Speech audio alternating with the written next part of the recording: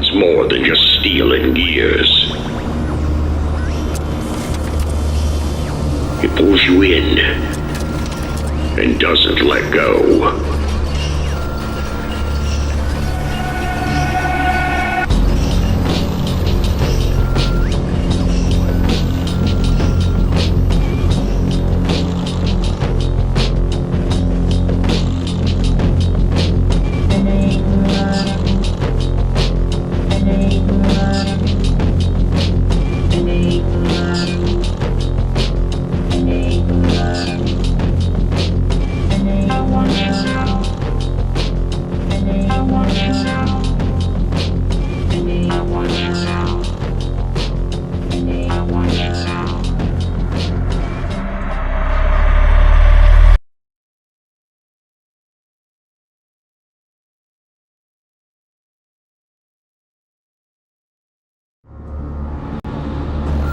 It's more than just steel and gears.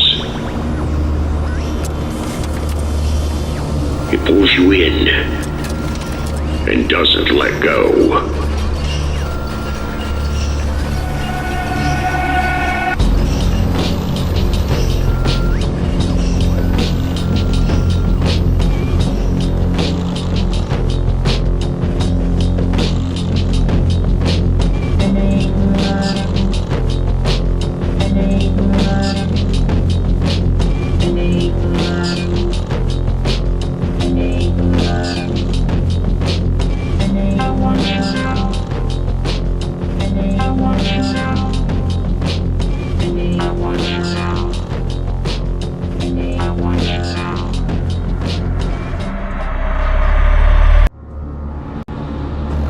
It's more than just steel and gears. It pulls you in and doesn't let go.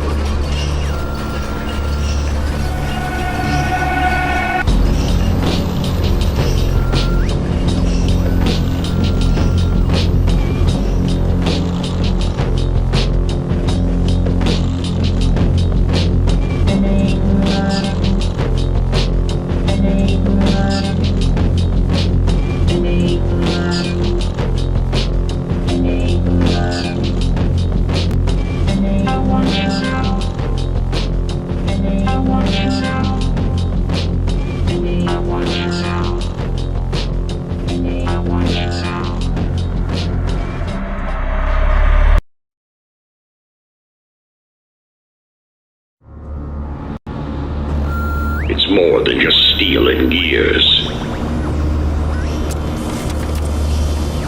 It pulls you in and doesn't let go.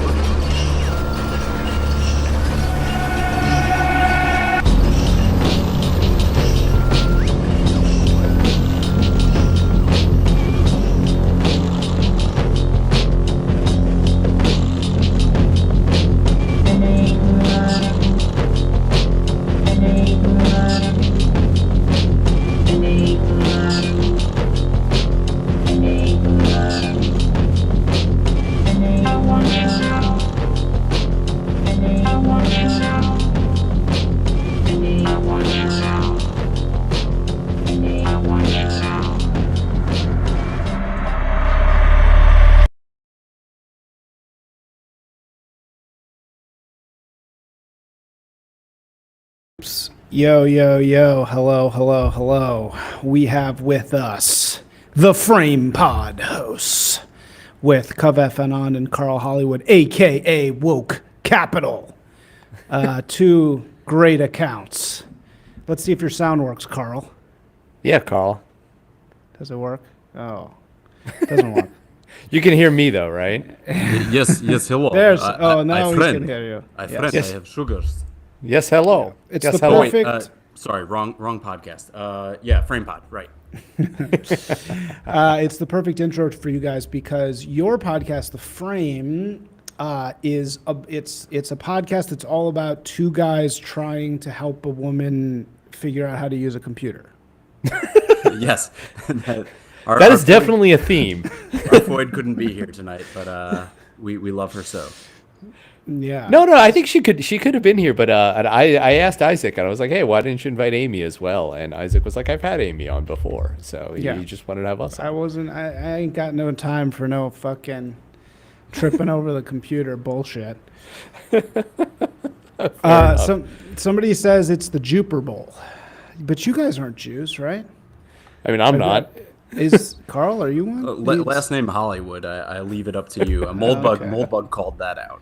Yeah. Moldbug called Really? that out immediately. Yeah. Well, your last name's Hollywood. Yeah. Well, That's my real name, Karl Hollywood, from San Diego, California, and broadcasting live from Greenland. I don't know what that means. So yeah, the Frame has no description. It's a podcast that you guys host with Amy Therese. Yeah. You guys are. Would you describe yourselves as NRX? Yes, absolutely. Yes, but you have no description for your podcast anywhere. So what is the Frame podcast? Okay, so it's really funny because We should get a description, huh? Yeah, well, it's okay. So this is a theme we haven't rolled this out yet, but we've done this like okay. So there's this. All right, we'll start at the beginning. We went back and forth on what we were going to name the pod between the three of us, and we had some terrible names that we were going over. And I liked Covfefe Talk. Covfefe Talk is fine. I mean, that's a good one, except it's very like I think you guys are just as much a part of the pod as I am. So it's like a little, it's a little me centric. I liked Coup Complete. Coup Complete is good too, and we kind of the Coup Complete pod, yeah. So the idea of the Frame was all the facts that you have, we have. All the facts, all of the things that are out there. You're just seeing them you're not seeing them correctly, and if you reframe the same things, you can realize like a much more complete, a much more true picture. And like that kind of plays into my big, the one thing that I'm more famous for than anything else is Woke More Correct.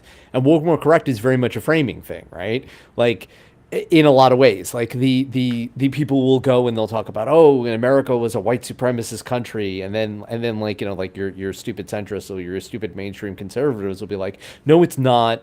Like America was always like a multiracial utopia. And then you look at like the first act of the Congressional Congress after the Constitution, it was, the Immigration Act of 1794, and it was free white citizens of free white Christian men of good character were the ones who could be like naturalized as citizens.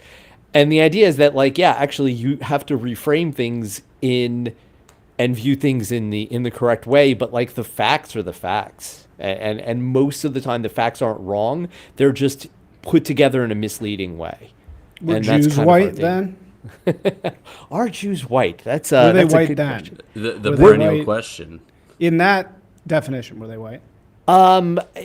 If you're talking factually about what they considered them, I think that there were a good number of Jews that were in the South, and there's a poster on Twitter that talks about this kind of stuff all the time about like the classic American history of the. I want to see if I can like find Judah him. B. Benjamin. That was a bit later, but Yeah, but I think that there was very much like when the Jews came to America, I don't think there was significant there wasn't significant Ashkenazi influence in America until at the very least after the Civil War, and probably in the early 20th century, and that's when you started getting a lot of things from the Pale Settlement. But before that, you had German Jews in America, and German Jews were very integrated into the Northern elite and into like the WASP elite, and it was like sort of the same thing. And then that's like the whole country club thing, the country club thing that you hear about, like the Jews complaining they wouldn't let us into the country clubs, was actually like the Pale of Settlement Jews were really complaining about the German Jews not looking down on them and not letting them into their country clubs, which were like the higher class Jewish country clubs. And so what they did naturally to preserve peace within the ethnicity is they blamed everybody else for it. So yes, it's not a mitzvah to speak ill of your Jewish brethren. The Ostjuden might be classless, tacky Easterners, but you gotta externalize all that hate.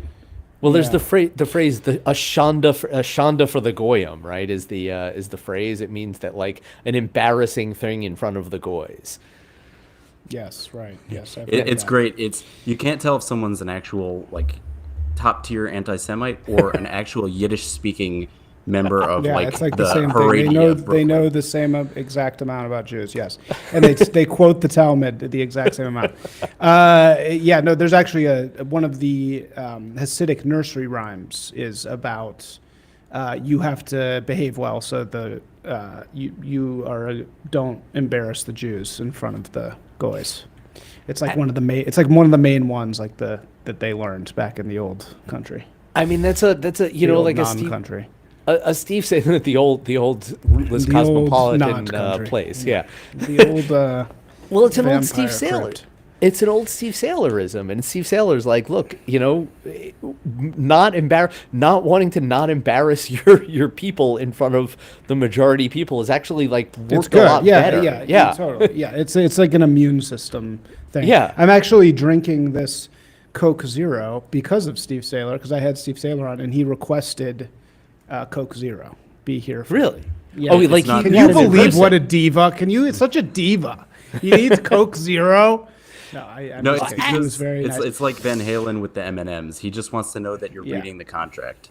Yeah, But, I was just gonna say that is a perfect frame pod. I think thing, he said right? that. I think he said brown M&Ms, right? I think he Yeah. said that was his thing. Funny But because you probably Pasadena's got the Coke all from reading Josh Rainier's timeline. He drinks like 15 or 16 Cokes a Yeah. day for his physique. Yeah, I've been getting into. You're right. It's like, It's peating. Yeah, he It's said the peating. Coke diet, and I got a little confused. I took it the wrong way. No, you took it the right way. Yeah. No. All right. So the Frame Pod is with you two bros, and it has no description. It has no topic. Nobody knows what you guys are. It stand for. I figured also it's like you guys are actually quite similar in the sense that you don't have Substacks.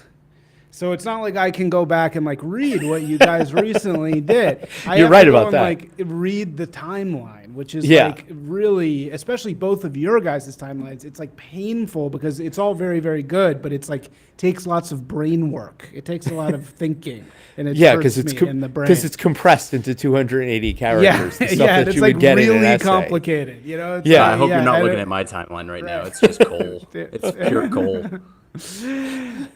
So it's a little bit hard to know like what to even interview you guys about, but I think we should just like argue about stuff for Sure. a couple hours here. And although the one thing you did have in your bio, Covfefe, is that you are a 54th clause of the Magna Carta absolutist, Yeah, which I absolutely. just learned what that is. So what is the 54th clause of the Magna Carta?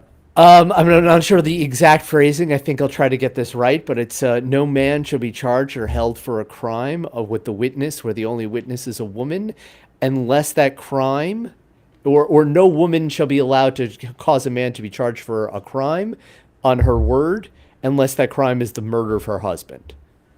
So that's it. So other than that, you need a man to witness your things. And the idea is, you can see the downsides of letting go of that in our modern society, where women's social tools are just off the hook and completely uncontrolled.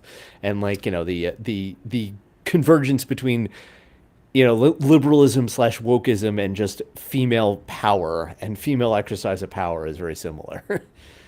Yeah, so why do you think? So basically, what you were saying is this was in the 1200s, whatever the hell the Magna Carta was, and the Magna Carta was basically saying that nobody's above the law, right? The king is not above the law. Is that what the Magna Carta is basically known Well, for? it was an agreement between the king and his high lords, where they were like, look, like, you could crush us all individually, but if we all unite, we can crush you. So let's have a peace treaty where you agree to this for us and we agree to this for you, and then we can have peace and each prosper, because we know we accept our position as subordinate to the king, and the king accepts that he's not an absolute ruler. He is a ruler that has, lords beneath him who have interests of their own that have to be protected.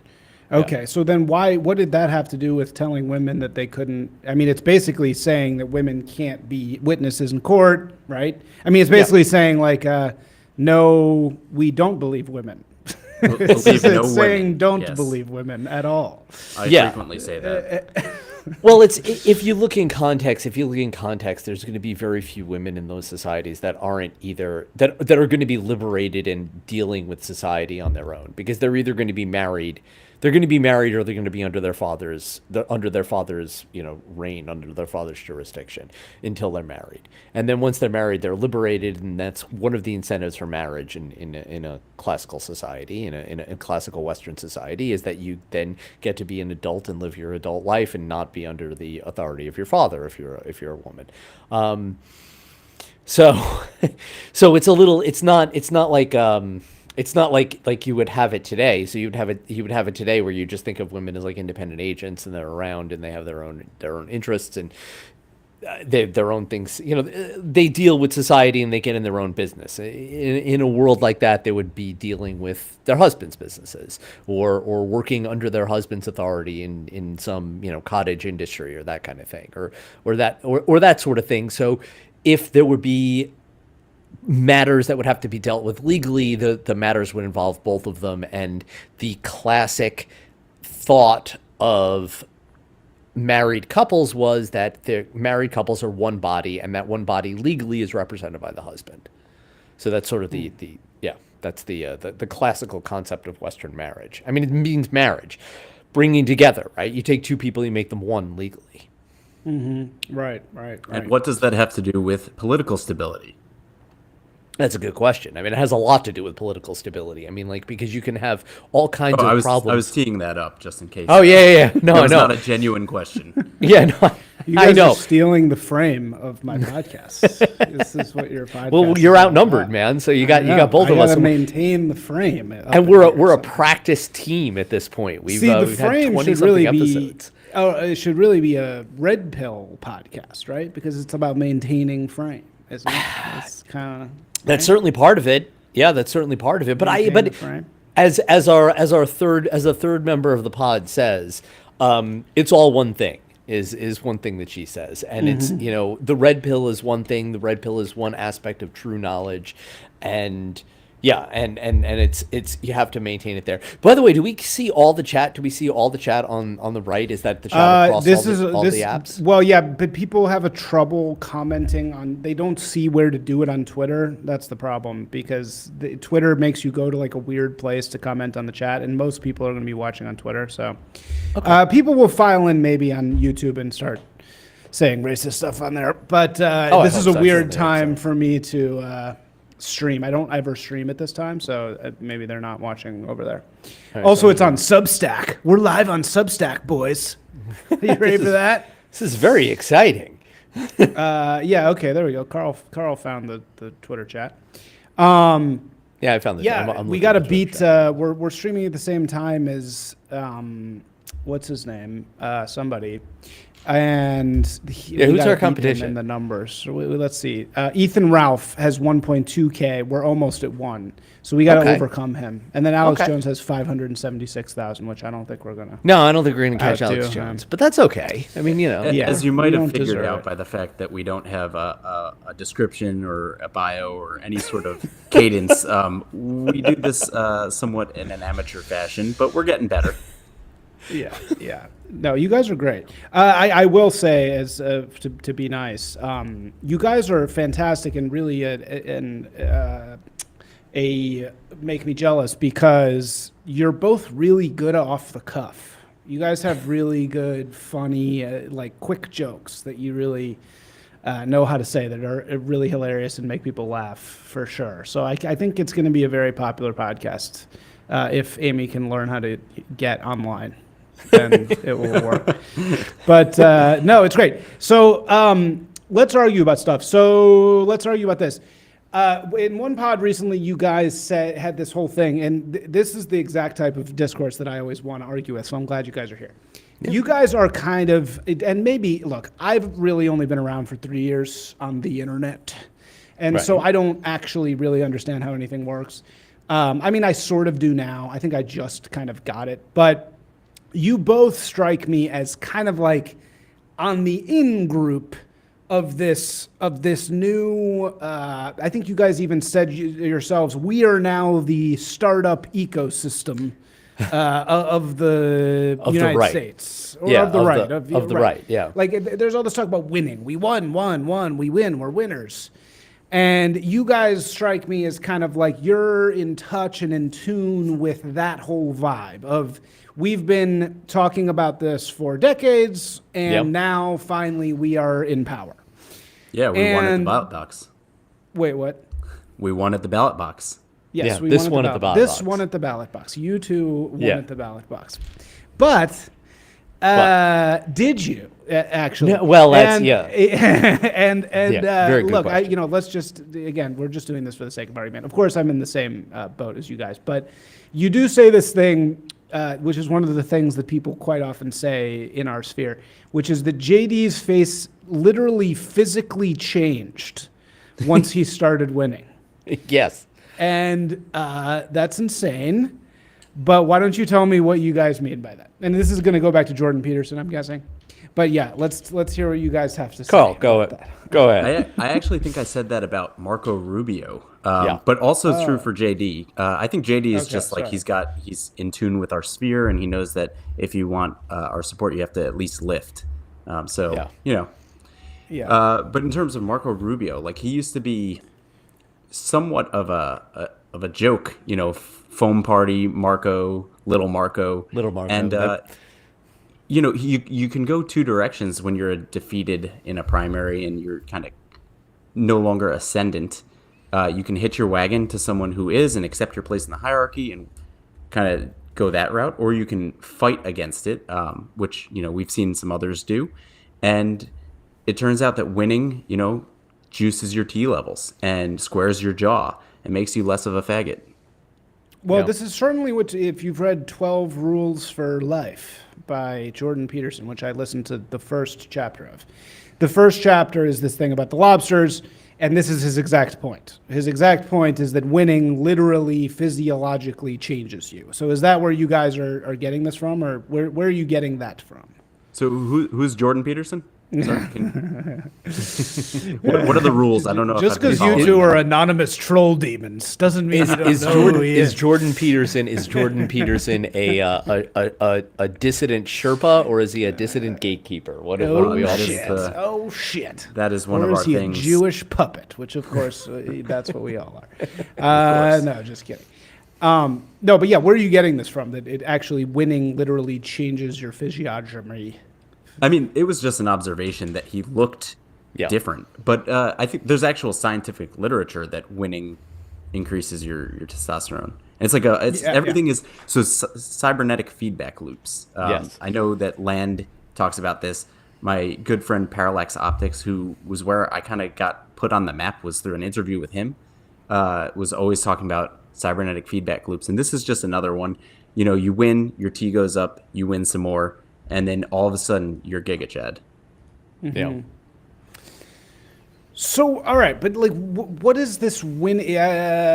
Yeah, that's what Jordan Peterson says in his book. It's like the lobster. It's like the more you lose, like it literally changes your physiological thing, and then Well, it's how you relate to the world and how you relate to people when you're losing or when you're weak, right? When you're in the weak frame, when you're in the conservative frame, that frame is set up to lose. Because that frame is always, all right, how do we appease the left? How do we get the left to like finally accept us? And I feel like a lot of the approaches that conservatives were taking were we're not going to set out how we want to rule. We're going to set out why you're ruling badly and you're not doing things in your own interest. And maybe you'll rule us better. Which is, you know, if everybody's on one team and the left is the ruling class and these people are petitioning for the redress of grievances, then and they're on the same team and they want to rule well, then it's actually working. Then that's what you're supposed to do. But the reality is that no, they're not on the same team. They hate you. They hate the they hate the Amerikaners, right? And they want to harm them and they harm them. And what you can't ever do is you can't do like I feel like, and I'm older, I've been around the block and I've seen like these like the libertarian pieces of like, well, here's how you can have a market oriented solution to this that solves this problem better than this command and control problem, this command and control solution that's preferred by the left. And it's like, no, the left doesn't want to solve that problem. They want the command and control solution. So all of these things are futile. And even pleading to them to do that is a losing cause and is setting you up to lose. So the big change, I feel like, and this goes to like a lot of the foundational figures, and you gotta give Moldbug a lot of the credit for this, is as a critique of the right, and saying that the problem with the right is that the right isn't looking to be a ruling class, and the right isn't looking to rule. The right is just looking to be ruled better. And the only way we get out of this is by getting people who want to rule and realize that the left is this machine that leads to what it is now. And again, I think that this points to some of the potential problems that you have right now. And this is something I brought up on a recent episode of the pod. But, that's something maybe we'll get into a little bit later. Like, because I don't think we have a positive vision yet. Like, I think our vision right now, and I think what the Trump people are doing right now, and what Elon's people with Doge are doing right now is fantastic, is great. And I'm not blackpilling in the slightest bit about it. But I think that right now, there's only so far you're going to be able to go with kick out the worst of the worst shit libs that are in government and in like all of the institutions that surround it, because the only reason those institutions are ruled by like the people that have that attitude is because that attitude and that kind of way of organizing yourself by being like a shit lib is what wins the competition to take control of the institutions under the rules that are set up now. Yeah. So real quick, I just want to go ahead. Interject. So there's a few things. One is I think there is some positive vision that we're seeing. Things like mission to Mars, like the Mars expedition. That's what it's going to be. That the positive vision is going to be El Segundo. That's the only place to go. We are the I've said it somewhat ironically, but I mean this. We are the progressives. We are the real progressives. They are in stasis mode, and we actually want to go to Mars. We want AI. Right. Like, well, I mean, I can't speak for everybody, but there's a lot of that in the current administration. There's crypto acceptance. There's AI. There's Mars, and then to just talk about, it's not just that the conservatives didn't want to rule. It's like whenever they came up with a solution that helped us, be more efficient or have a market solution that improves things in some way, it exposed a weakness that the left quickly filled or co-opted. Yeah. So like it was actually negative. Well, and you know what's to the right. Wait, sorry, say that one more time. So like by making things incrementally better rather than flipping the table, past conservatives actually played into the left. Yes, I got you. Right, because they served the cleanup. They served exactly as they served as the perfect outer party, counterparty. Exactly. Like they kind of came in and they were like slightly dissolved the bad parts and then got out of there. Right, basically. Yeah, exactly. Right. Yeah. Or take the fall because they fixed the economy, or they fixed New York City. Yeah. In Giuliani and Bloomberg's case, and then the communists come in and just. And then they come in and they fuck it up again. Yeah. Well, and it's actually that's really my favorite example. I love that. But that's exactly all our victories now, right? I mean, all our victories is doing exactly that. And it's also like talking about winning all the time, to me, feels like the most outer party thing possible. It's like so I just wrote this article all about why MAGA is red in the New Frontier magazine.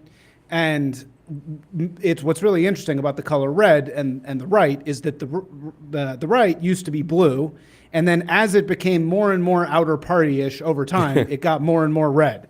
And MAGA's straight red. The communists are red, right? In England, the commie types are red. Yeah. And in America, the left became, the left is red. In America, the left, the dominant party, is blue because blue is authority. It's like Goldman Sachs. It's all of pharma. It's the banks are all blue. So anyway, this is a metaphor. But to me, the outer party, the red party, shouts. It shouts. It just says stuff. And then, what it's kind of good for is pruning the system down. Right? Yeah. But that's exactly what we're doing. so far. Like, no, hey, and don't get me wrong, getting rid of USA is maybe the best thing that's happened like ever. Yeah, so it's great. It's so good that happened. And I really do think our guys, I mean, you know, the good old boys stuff on patronage networks, I think that really did help people identify when they saw USA, they knew what it was. And they were like, we got to get, this has got to be done with.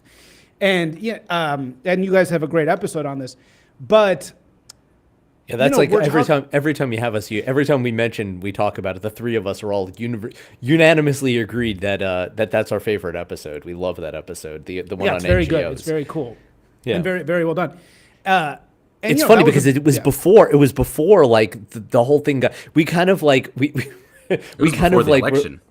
Yeah, it was before the election. We did it as like the astronomers like proving that you know like I think what was it, like Neptune or Uranus that they discovered by like the implication of the gravity on the orbit of the nearby planets, and they found it by gravity. It's like we found like we kind of discovered like the NGO influence, and like as the NGOs were the policy entrepreneurs of the left is what we called it, because you used that phrase earlier, and that's what we applied to it, and we kind of discovered it before. Like they really like Data Republican and then Elon's team broke it down and like demonstrated it to everybody with the actual like telescopic observations.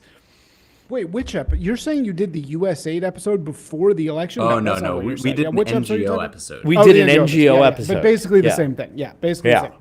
Yeah, well, the USAID one was really good. We had Old Blood, Sanguis Vitters, on, and he was like not a whistleblower. I guess you could call him a whistleblower. Yeah, you can call him a whistleblower.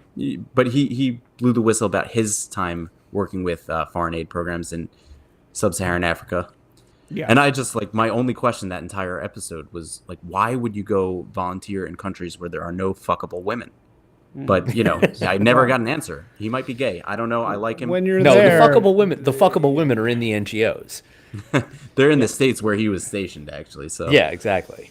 He was banging libtard women in the Upper East Side. Yeah. Did you guys ever read Confessions of an Economic Hitman? I have not. Ever heard of that book? I'm familiar with it, but I haven't read it. Yeah. So that book was the first book to blow the whistle on USAID. And it's all about this exact thing of how deeply evil USAID is and how it is going in and it's just utterly corrupting these places. It's destroying Africa. It's destroying these places. It's indebting them. It's bullying them. It's completely cutting off any ability for them to ever be self-sufficient in any way. And this was written by a lefty, you know? Base. Right. Maybe we should keep that going.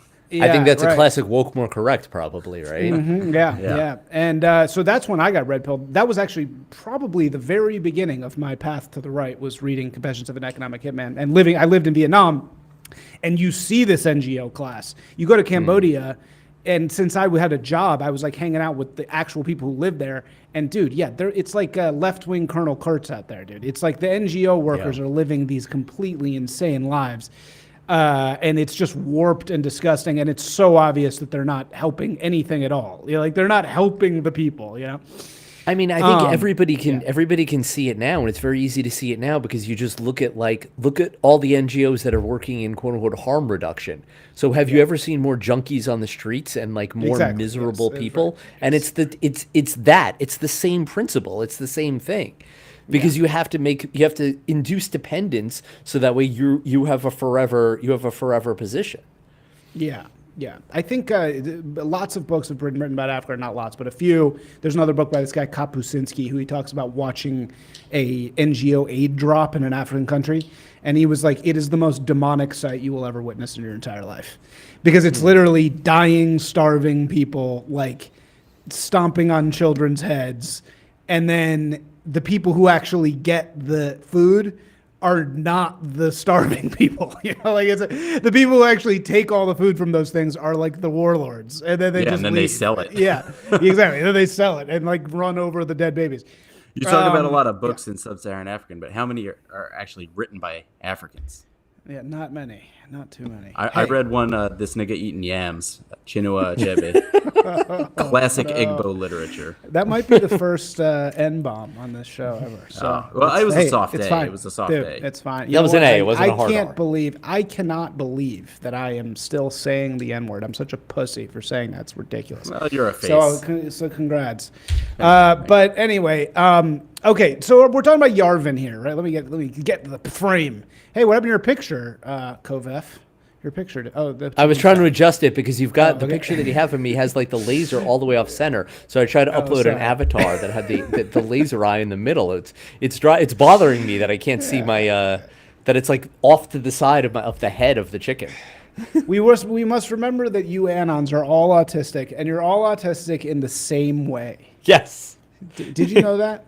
Yeah. It's really funny. It's actually tell us more. You're actually the best. Covfefe, I've met you. And you're actually the best IRL autistic Anon I've met by far. So well, thank you. Congrats to you for that. Well, you ever see that? All of them have the same thing. You ever see the whole What is Matthew? the thing? I got to know about the thing. Yeah, let's hear I haven't the met thing. you.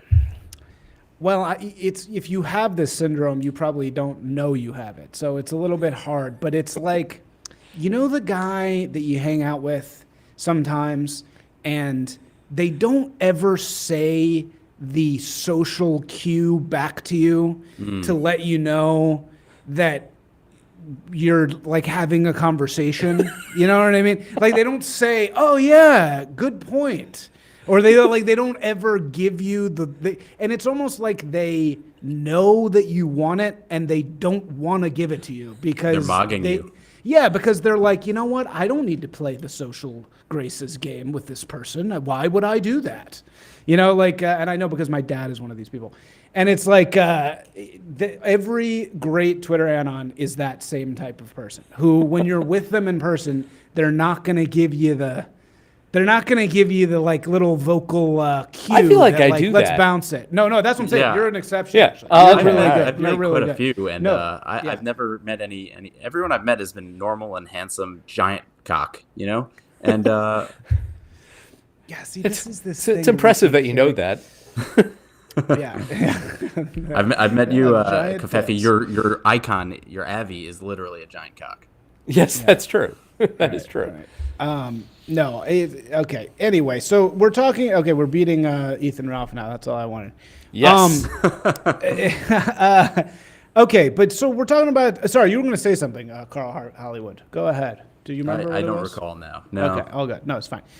We're talking about Yarvin. We talked about Yarvin, and you guys have said on your show this is Yarvin's moment of triumph. It right? really is. Yeah. And it's Yarvin's moment of triumph. You guys are saying that because it's a triumph of understanding that the right was fake. Trump tried to work with the actual conservative Republican Party last time. It completely turned on him and tried to kill him or destroy him. And I was going to say, now, I think the left tried to kill him. I think the conservatives sorry, just wanted, I mean, politically kill him, not actually. The Well, left actually little- tried to kill him. Yeah. Yeah. Yama. sorry. Covfefe is on the Council of Autism, but we do not grant him the rank of Spurg. That I can tell. He's like a lower order autist, where he's a little too normal. Yeah. So, but here's the thing about Yarvin. This is again. It's like it's weird because in all this stuff, I feel like we're outer partying all the harder, which is that we're saying this is Yarvin's moment of triumph, but Yarvin wasn't even pro-Trump. So what do we say? Well, I don't know if that's strictly true. I mean, that might be. Didn't he endorse Joe? Didn't he endorse Kamala? It's Straussian, you know. I mean, let's talk about. Okay, so I think there's. I mean, it is. It probably is in this case, though, right? But yeah. I mean, like one he's a face. So and like he's a man with a family. So Right. He is not Moldbug. He is Curtis Yarvin. They're Yes, two exactly. distinct characters. Right. Yes. Right. Yeah. And the second thing is like what he said, and what he said in retrospect. Again, okay, so I think there's two things, and you got to separate them out. And the two things you have to separate out is one is you have to separate out the analysis of systems, which Curtis Yarvin is unmatched at. And you separate that out from the analysis of individual people, which Curtis is good at, but who says he's the best he's not for standard deviations, the way he is analysis of systems with he is analysis of people. He's above average at analysis of people. But I mean, and it's like the clip we played on the clip that I put on the timeline of the discussion that we had with Curtis on the pod, where we were taking the position that Trump is and we I wasn't as full-throated about it at the time, and I should have been more full-throated about it, but Trump is kingly, and it looks to me like I cannot imagine Trump and Elon Musk, after having what happened, coming in and not wanting to be, a wrecking ball to the system. And Curtis was like, no, I don't think so. I don't think even a bullet going past his head is going to focus his attention in the way that's needed. And that is not a systems analysis. That is an analysis of Trump as a person. Yeah. Sure. So I think that he can make a mistake about an analysis of a guy, and that doesn't take away in the slightest from his analysis of the system, which is top notch. And I think other people, In fact, some of the things that the Trump administration is doing this time around show an understanding that things are different this time, and also are some of the prescriptions that Moldbug probably would have ordered, right? Like, Doge is doing some rage-ish things. Yeah. Rage for the audience who, I assume everybody knows, but retire all government employees is rage. And I think for me, I was always, I've always been trusting, and it's just on faith to some degree. I just can't root, even if I think that Yarvin's argument is right, in my heart I'm still an American, and I can't sit through 4 years of Kamala. I just have to pray that Trump's right, or Trump's going to be impactful long term. But you know what? Even if he buys us 12 years, that is huge in and of itself. So it's not an all or nothing thing. Our triumph was not comprehensive, we haven't, but it was a triumph of the will. Yeah. But what do we put in its place? What do we put in its place, though? You see what I'm saying? Because that's the open question. We're Reaganing right now, aren't we? Yes, Reaganing? we absolutely are. Yeah, we're fixing right now. Right now, what they're doing is they're fixing the system and fixing the system. And this is where, Yarvin comes out and says things, and then people are like, oh, Yarvin's blackpilling. No, Yarvin is being realistic, and he's saying that actually, to do what you need to do, you have to do a lot, not necessarily a lot more, but you need to do things that are a little bit different. But I also think that, again, Curtis Yarvin, this goes down to the breakdown of analysis of systems versus analysis of men. And Curtis Yarvin isn't, let's say he's a great systems analyzer, and he's not the king. You know what I mean? He's not Donald Trump. Donald Trump has an instinctive understanding of a lot of the power systems to get him where he is now, and hopefully he'll understand what he needs to do and be able to do it. But just because Curtis sees the end point doesn't mean that he sees the road to get to the end point successfully, because that's a different skill set than being able to see what needs to happen and what the end point needs to be, which needs to be ripping the system out, because the system is water. The system takes the form that the rules created for it. And the reason the system is bad is not because there are individual bad people in it. It's because the incentives for it are bad. And because they are bad people, but it's because the system chooses and picks bad people at every single level, going down to the initial elite selection in college admissions, where it rewards lying and it rewards progressive activism, and that's that shapes the character of people. It's the old Jesuit maxim of Ignacio Loyola, or sorry, whatever, I forget. I'm pretty sure. Yeah. Anyway, where it's if you give me the boy for 7 or 8 years, I'll give you the man.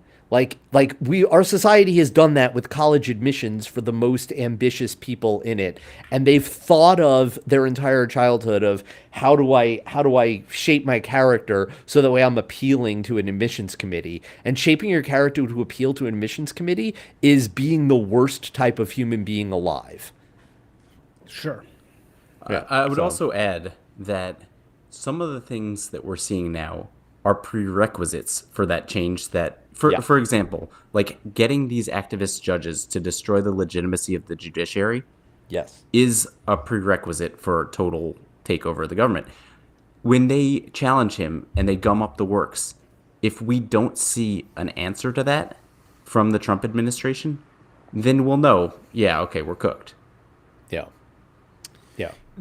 You're talking about activist judges as in the Supreme Court judges, or this guy on the D.C. Circuit who just did this? Yeah, I think the USAID D.C. thing? Circuit guy Yeah. who just is like, no, you have to rehire this woman at the NLRB. Right. I mean, they do all sorts of Well, judge they're not shopping. saying rehire. What happens is he's trying to enforce the contract that is already performed on the other side, right?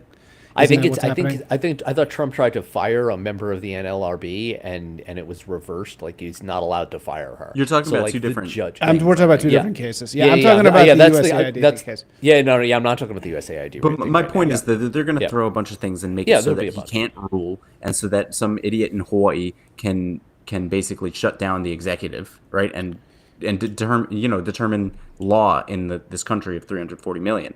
So if he doesn't have an answer for that, if he can't get through that, like the Jacksonian way, this is what I was saying even before the election. I was like, you need to just do things and get inside their OODA loop and have them reacting to you. If we're Yeah, reacting to yes, them, we've yeah, lost. yeah. We're cooked. Because they will regroup, and they Yeah. are very savvy at this. Like Covfefe said, it's the shape of water. If we give them a vessel, they'll fill it. And so we need to make sure that we drain all the liquid before we do anything. Yeah, I think that's very well said. And I think that, did you guys read the story about the night of the Doge takeover of the Office of Personnel? Did you guys see that? I So there was a really cool article about literally the second Trump was elected, Elon and his boys got Well, the second was sworn in. That it was inaugurated. Yeah, the sworn in. Sorry, yeah. So the second he's sworn in, my bad. They're inside the system of the Office of Personnel, and they move so quickly that the other people, they can't do anything. They're so slow. And as you're saying, these, this is why I started my marketing agency. You see, particularly in the more soft skills areas, these organizations are so slow that their slowness is a weapon. Yeah, their slowness can be a weapon. That is true. But as we're saying, if it takes people, if you're attacking them, their slowness, they're gonna lose every time because you're just gonna be so much quicker than them. And yeah, it's true that the slowness is part of their skill set, but if there's an actual battle, which there is here, the speed is going to work because they're just extreme, right? They're extreme in the slowness. And so you're going to be able to pretty much do whatever you want, which is what you're saying. You're going to be able to get in there and shape the water however you want. You can cut it up. You can do anything. You can rip the whole thing up. But the shape of the container, that's what I'm not seeing because, and look, again, this is just a sake of argument. I think what's missing, we all know about patronage, right? And essentially this whole theory about patronage has allowed us the moral authority to get rid of not just paying our friends, right? We now have been allowed, because we've accepted patronage theory, to say, all right, we're not going to screw around with meritocracy anymore. This is bullshit. This has been used against us. We need to reward our friends, punish our enemies, right? That's what we need to do. We've accepted that we need to do this, right? Well, fundamentally, what you're talking about is restoring freedom of association, because meritocracy is always some bullshit. Meritocracy is either trivial or it's either trivial or it's like this thing that it's trivial and then it's this thing nobody would want to talk about, or it's like a weird moralistic argument. Like either branch, and I can explain that if anybody's curious, but either branch of it is weird. Okay, so either it's like talking about meritocracy either means this thing that's trivial where it's like, oh, a hiring manager should hire the best qualified person. And it's like advice to a hiring manager, in which case it's like, fuck off. Who cares what advice you're giving to a hiring manager?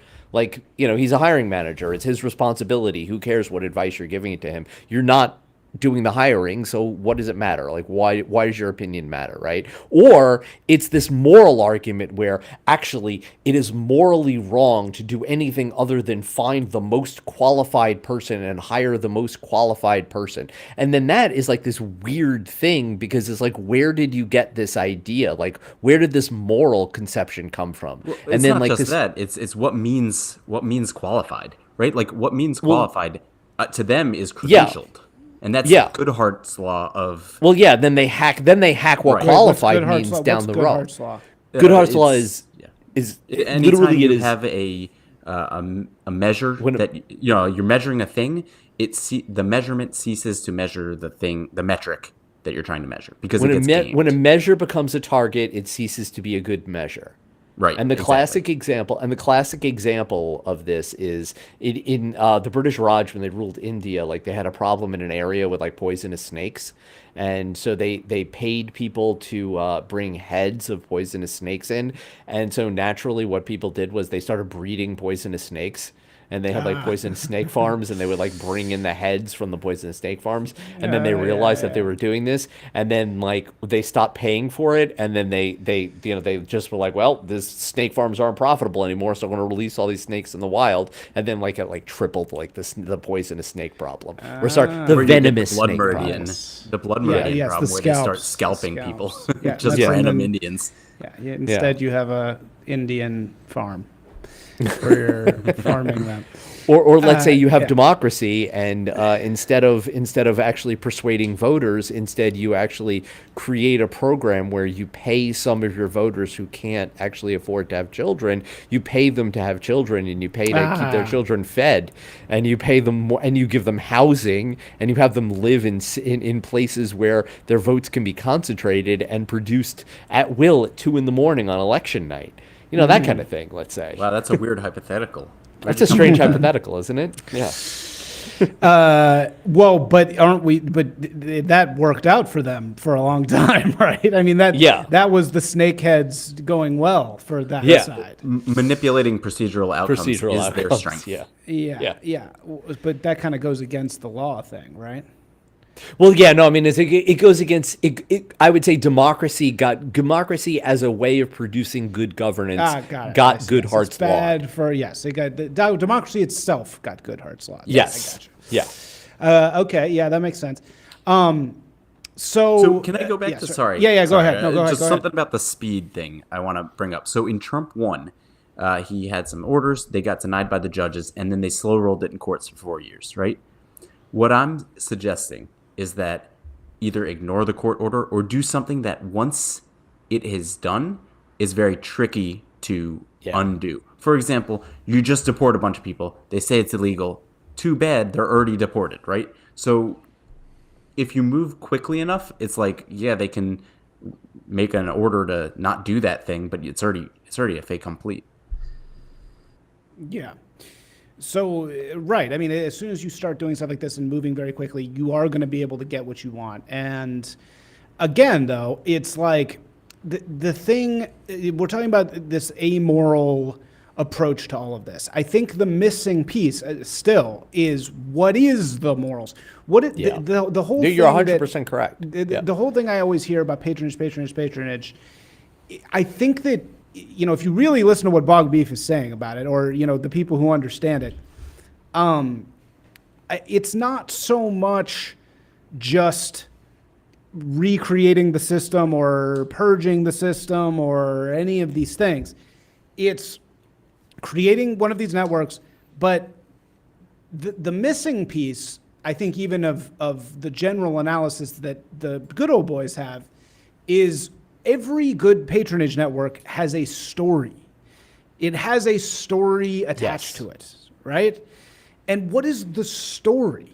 That's where we're going to start losing. If we don't start having a story soon, we're going to start losing people. And I would say Trump actually has no, you're 100% correct, and all of this is right. And I think there's a thing, I was going to look for an old tweet of mine on the topic of patronage networks, but I would say that the one thing they have is Trump has a story. Trump has "Make America Great Again." We're gonna bring manufacturing jobs back to America. We're gonna be able to, like, you're gonna be able to produce things. You're gonna have greatness in America. Like, he had this speech where he talked about how, like, we have to protect our super geniuses, talking about Elon. It's like, because we don't have too many of them, and talks about how, like, they could launch a rocket and catch it, and he's like, can the Chinese do this? Can the Russians do this? Can anybody do this but you? No, just me, just you. Yep. But like that story is American greatness. They have a story. Whether or not they have the things underneath that, and like everybody's dedicated to American greatness, does this make America great again? Does this make America great? Whether or not that's a cohesive enough vision, that's another question. But yeah. Well, yeah, and I think that hopefully, the forward shape of that container will take shape as they move really quickly towards positive ends, not just firing people and getting in their system, but, like, can we secretly, build the rocket while they're moving too slowly to say no? That would be what's really cool. And I think we will get that. I mean, I think that is exactly, hopefully, what will happen. And that will go with the MAGA story, which is great works, right? I mean, that's kind of what we want. We want the great works. His plan for the 250th birthday of America is one of those things. Yeah. There's a lot of like little bits of it. The meta narrative is maybe in need of some work. Yeah. What were you gonna say, Karl? No, that's it. It was just narratives are important. Mythology is important. This is why you should have Lomez at the highest level of cultural commissar. Well, let's talk about that. So you guys have said we're the startup ecosystem of the right? Well, okay. So in context, that was us. That started with us discussing how the NGOs are the startup ecosystem of the left and of the government. Like, the idea is that, like, government itself is this sclerotic thing. It doesn't move very quickly. It doesn't adapt very well. But in order to adapt and expand, it has this thing that's around it that actually is extremely nimble and extremely startup-like, right? It's like a few guys, your few guys get together, and all of a sudden, you have Haitians in Springfield, Ohio, through the efforts of like 5 people that took care of all the logistical problems that you would have in importing Haitians to Springfield, Ohio.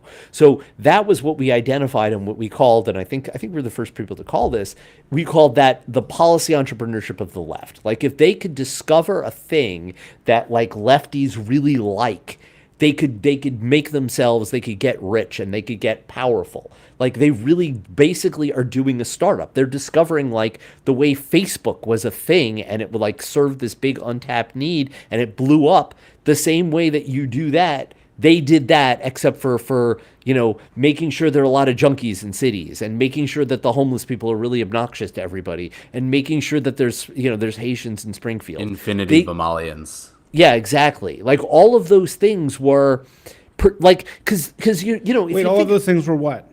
Well, all of the things, like, if you think about the leftist blob, the left doesn't care about any of the things they care about, right? They don't care about anything, right? But what they're doing is they're always looking for angles of things that they can kind of pretend to care about that are persuasive enough to people that you can't undo the thing, So, like, they're like trying, like all of the leftists that are working professionally in Africa have this story about how they're saving Africans from AIDS by through their medication things, and it's a very effective program and blah, blah, blah. Yes, and then if you hear from people who are on the reality on the ground, they're like, no, actually, if you try to give medicines to people in Africa, no one in the aid organizations actually deals with Africans themselves. The aid organizations deals with like this upper class of people that speak English, and then those people sell the drugs because people think that white people drugs are magic, or they think they snort them to get high. No joke.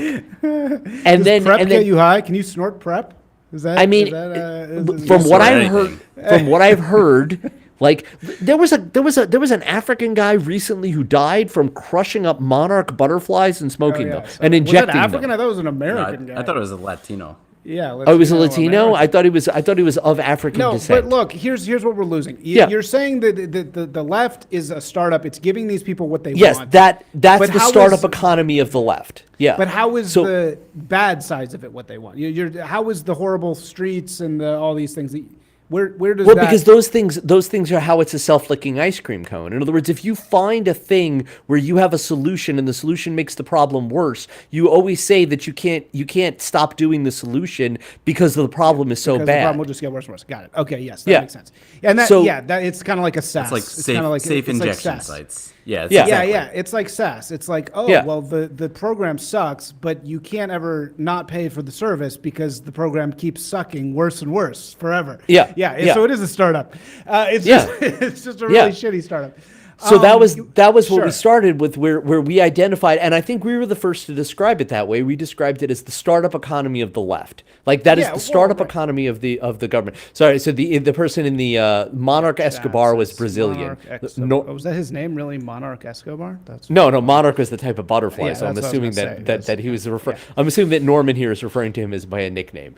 Yeah. So. Right, but okay. So in all these things that we're talking about, this startup ecosystem, and yes, of course, you're right about the homeless industrial complex. I love this is a great model of, the thing that's broken and it just gets worse and worse.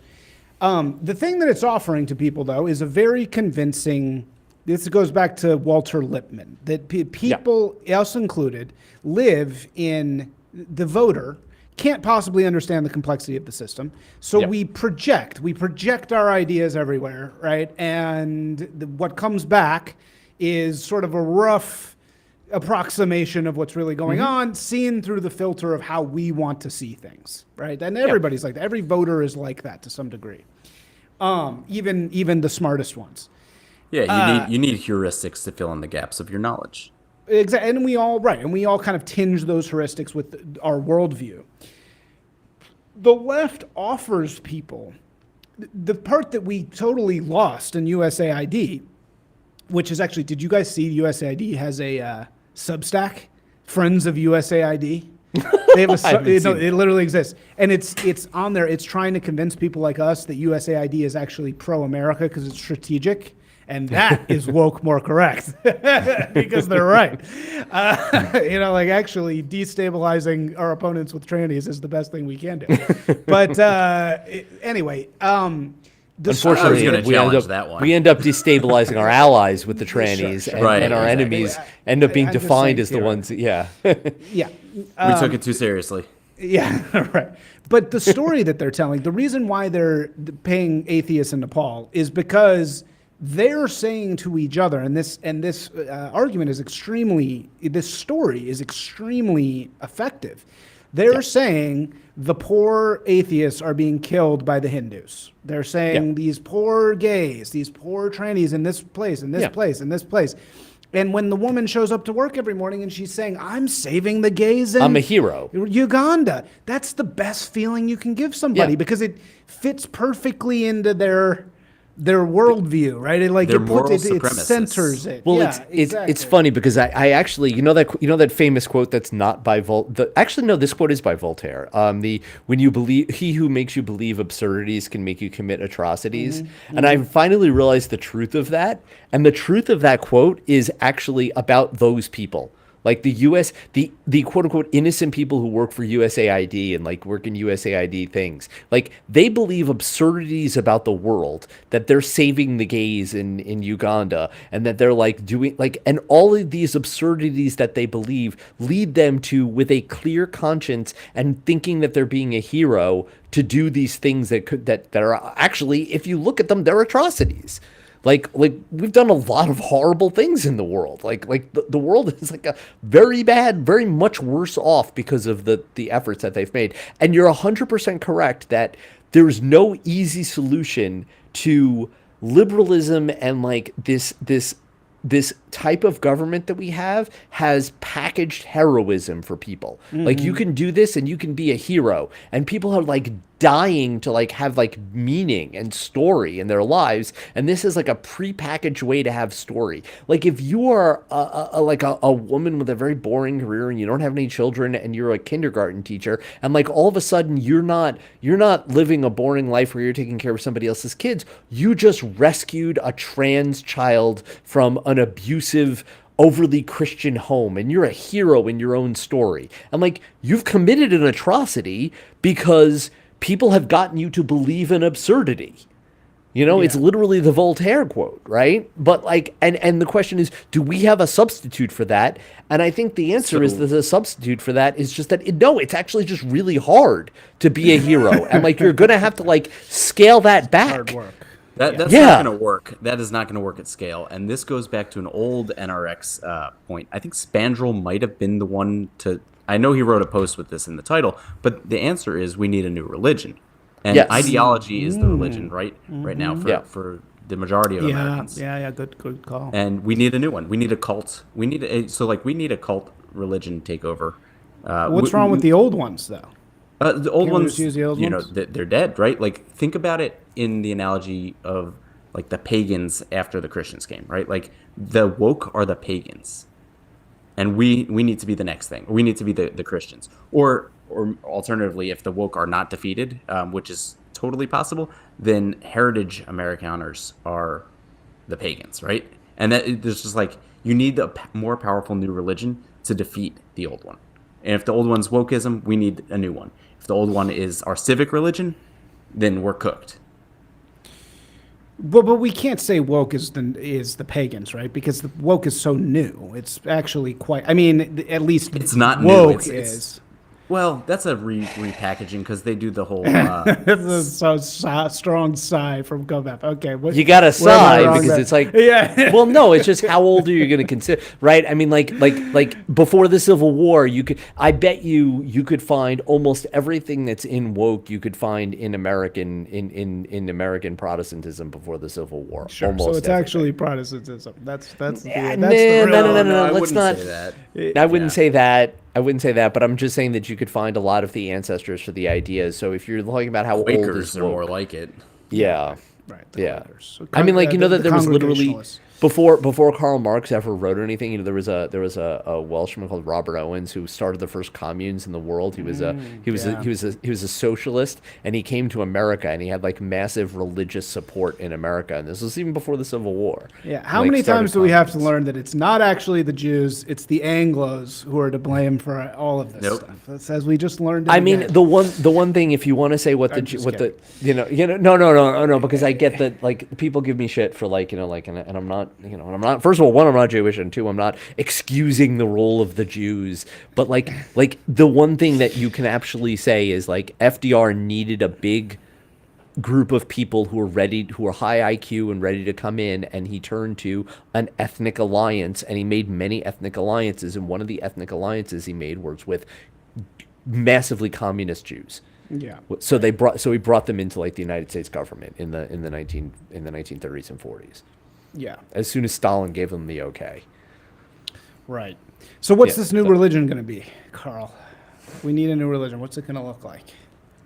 That is not, a lot of us come from, I wouldn't say, certainly I don't come from like the rationalist community at all, but I do think a lot of people on the NRX side of things tended to be lacking in what I think is like the faith gene. I'm not the person to come up with a new religion. I think whatever it is, if I'm involved in any sort of leadership, I should have access to all the women and certainly a lot of wealth. It's very important. But yes, there's that great quote. Every good cult. Yeah, this show Waco. He says, "Why is it that all cults involve the main guy having sex with all the young girls? Why is that always seems to be the point?" Listen, friend, you may be new here, but it's not pedophilia, all right? It's called pedophilia. Oh, God, there we go. Post-pubescent. No, people were freaking out about anyway, we don't even want to get into that. But, so to return to the notion of the arts ecosystem. So, look, the current sort of thinking is that, so why did you say Lomez should be in charge of the art ecosystem? Refresh my memory of what we were about to start talking about there. Oh, I was because we need a narrative, there it right? is. There it is. There he is. It's because we need a narrative. We need a story. I mean, that's part of a religion, right? You have myths and an entire cultural tradition. But certainly, why did I say Lomez? Because he's my friend, and I've known him for many years. He's doing great things with Passage. He's he's putting in the on cultural things, production business. right? That's what he does. Good aesthetics, very educated. So I mean, it doesn't have to literally be Lomez. I understand what you're saying. So let's just take none of them specifically, but our guys, which would extend to Rufo World, who is also an artist, and I think that would extend to Michael Anton, and anybody who's kind of culture. Yeah, I mean, I love Michael Anton. Anybody who's I disagree with him, but I think I love him. Anybody who's sort of culture adjacent, right? And I actually, you all were came to the pain later. I grew up the son of 2 theater professors, so I've been in the art game since I was 3 years old. I've lived and breathed this my entire life. We're saying we're the startup ecosystem of the right. We're saying we should be in charge of arts, but what have we made? What have we produced? I don't think Covfefe ever got to explaining what he meant when he said that. I'm going to hand that off. Okay, so let's get back to this. Yeah, so I think beat to death the how the left has the NGO complex is the startup ecosystem of the left, and so what you would do, I guess, if you wanted to mirror that and you wanted to have the startup ecosystem of the right, would be like, okay, Passage Press does good work. Passage Press, like, how are we the startup ecosystem of the right? Is that we come up with the ideas and they filter up, and then eventually, like, a friend of the pod, billionaire psycho Edison Blake, whatever, he goes by a few different things. He came up with the idea of like letters of marque for retaking urban areas, because so for one thing, and then within a few weeks, like, Eric Prince is talking on the timeline about like, hey, give me a letter of marque and I'll take care of the cartels in Mexico. Give me a letter of marque and reprisal. What's a letter of marque? A letter of marque is a letter endorsing private military action by a private military. And here's a fun trivia thing. Yeah, privateering, basically. Yeah, privateering. Here's a fun fact. You know the word filibuster? Filibuster, which comes from like you talk in a chamber for a long period of time to prevent like an action. A filibuster was a person who actually had a letter of marque or reprisal and like operated in South America as like a mercenary company. That was the original meaning of the word. Anyway, nice. that was yeah. That's a filibuster. Yeah, that was a filibusting. He was filibusting the natives. He was filibusting the natives. Yeah. Okay, so go on. How does this? So you're saying this? So I'm saying like we are the ideas. We generate the ideas. Like we have like we generate and we pull the ideas. Like the startup, the idea of the startup economy. The idea of the startup economy is that big institutions don't come up with ideas well. The way to come up with ideas is you have small things come up with ideas. You do proofs of concept, and then the proofs of concept get bought out by the bigger companies. Or they get scaled up, or they get scaled up by money, and they do it themselves, and they get scaled up. Yeah, so the one exception to that though is art, because I heard somebody say recently that, God, my listeners are gonna absolutely hate this because I've said literally this exact same thing in the past like 4 podcasts, so I apologize, but I would need to say it to these guys, which is. Somebody said, we need a art ecosystem where we give grants to 50 based artists, and then one of those 50 is going to make it. Like, I mean, that's if you want me to talk about art, I actually recently. Okay, so when I went down to DC these are some slightly disorganized thoughts, but this is definitely something I've been thinking about. So I went down to DC for the inauguration and for the festivities and the Passage Ball and all that. And when I was down there, one of the things I did was I went and I toured the National Portrait Gallery. And I don't know if you've ever been to the National Portrait Gallery. When you go in and you make an immediate left-hand turn, there's an entire section of all of the art in that section is art that was created and paid for by the WPA under FDR. So like the Depression was on, and then he had this massive sponsorship of artists. But the idea was, look, the artists were friends of the people in the organizations, and they had to please their patrons, and they pleased their patrons by being, retarded communists, because, like all the people that FDR put in charge of everything were retarded communists. But like they produced art, and ultimately, like people have this idea of art. And this is a thought. This is a thought that I had. People have this idea of art as like artists are like very independent. No, artists are like the least independent people in the world. Like when the church dominated society, they produced art for the churches, and like all art was like church art and religious art. And now what happened is like we want to pretend, or the progressives want to pretend that they're not in charge, so that they still see artists as rebels, but they're like not rebels. They're producing stale art for the old state religion. That's all they're doing. Banksy's such a rebel. What are you talking about? Yeah, exactly. What about that was it Keith Haring faggot? Yeah, Keith Haring. Yeah. Well, thank God, finally AI can finish that painting that he left unfinished. That was such a tragedy. Well, but you guys are also proving your point, which is that it's not. Yeah, it's not going to work. It's not going to. There's two sides to this. One side is the paying the artist. The other side is the paying the system. And the side that we have, because we're right-wing and because people are right-wing, they understand the notion of being given the chance to create something, right? And so they think, I just need to just give some artists some money. Give artists money, and then they're going to have art. They're going to have right-wing art, and it's going to be great. But all that they're going to produce is exactly this bullshit FDR art that you're talking about. Yeah, but here's the thing, though. They're just going to produce the right-wing version of it. But the FDR art was good. Like there was some good stuff there. It wasn't. But it was commie, right? It was commie. No. It was portraits, right? Oh. It was no. This was all kinds of art. Okay. This is in the portrait gallery, but these weren't all portraits. This was all kinds of art. And like some of it, I have, whatever. I have pictures of it on my phone, and my camera's not on, so I can't show any of you guys this. But like some of it was really good. It was like good quality art. And the idea, though, is that like these artists then for life were making their art influence this way. And like, he bought the loyalty of the artists forever this way. And so, I bet, but I guess the idea is like step one is you win. And then step two is like, you tell the artists that they're supposed to be producing art for the new regime. And like, there are some artists that are dying to produce art for the new regime. So patronize them, not like another movie about like, finally, we're going to rescue the mole children in tunnels. That is not. Right-wing art isn't self-conscious.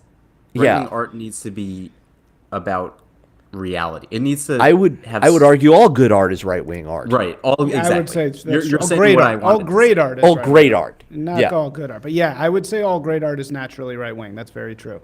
Yeah, because reality is right-wing. Because right-wing is defined as being reality. Well, and it's also, if it's great, it's created with an extreme hierarchy, with a very singular vision at the top. Exactly. Right? There's no democracy. Yeah. Yeah. I think the point that I just want to make is, look, God, I hate that I have to keep using these same examples, but I just have to use it. No, you know who Suge Knight is?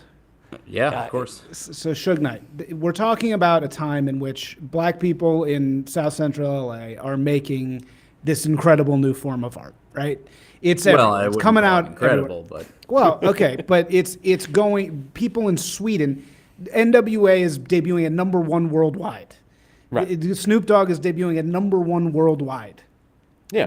Tupac, these people are listening to this shit. He's all gay, over by the world, way. Right? Well, hold on. So actually, sweeter than a sugar plum. He's not, and this is kind of, we can talk about that afterwards. But Suge has this substrate, this art, right? That's coming out, and it's really good. People are liking it. He knows people like it. He comes over and sort of gets a hold of it, by hook or by crook in LA. Puffy does it in the East. And it's actually really funny what happens. They're different trajectories. You know, like You one just goes clock Epstein yourself at a and one certain goes to age jail. by calling him Puffy. Yeah, whatever. Puff Daddy, whatever the fuck his name is. Puff Daddy, And P. Diddy. yeah, and so at that time, Suge believes in this art to the degree where he's paying off all the radio stations. He says, I'm on a payola basis with every radio station. I'm kicking them back. They're promoting the art. They're playing it, and it's coming right back. Cycle, right? He's holding people over balconies who try to tamp down his ownership of this art. Literally, that was his signature move, holding people over balconies. You know, he did that to Vanilla Ice. He did that to a bunch of people. He is forcing this art to be popular. He forces it to be popular. Puffy does the same thing on the East Coast. The impresario... He wasn't just forcing art, was he, you know? Yeah, he was forcing something. The impresario layer has to take the substrate, which is being made naturally, and force it into the system, in my opinion. It has to... So the impresario, that's who needs to be sponsored. You got to... Or not sponsored, respected, somehow given the thing. Whereas when I look at our scene, it's Is like that not there's so Lomas? much... There's so much talking about art, but there's so little doing of the art. Where is the... Why is X new writer... Where's his stuff at? Where is the... Like, there's so much talk. We've talked this to fucking death, but where's the shit? Well, yeah, You know, I mean, like, where is it? I think my model is that you're not going to see it until we win, and then when you see it, what's going to happen is it's not going to be right wing artists. It's just going to be artists, and they're Right. going to. I mean, they're like, gonna, what's Robert Eggers? They're going to cleave to power. Yeah. What's So yeah, what is Christopher Nolan? Eggers? What do you mean? Are they? What are you asking? Are they right-wing art? Like, no, but their art is right-wing. Sure.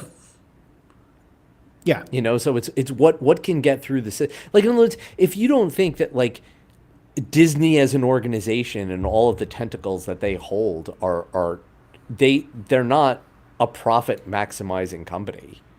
They're a company that has a particular vision, and you know, if all the people at that company, if we reach the point of winning where that company gets reoriented internally because certain people are removed from their positions there because, you know, that company is nationalized in a lot of ways, then who knows what direction they push things in. You know what I mean? Like, why can't that influence go in a different direction? But that doesn't happen until after you've won, right? You know, because the people who are interested in politics, and can articulate political stuff aren't necessarily the greatest artists. I mean, you know. Right. Yeah.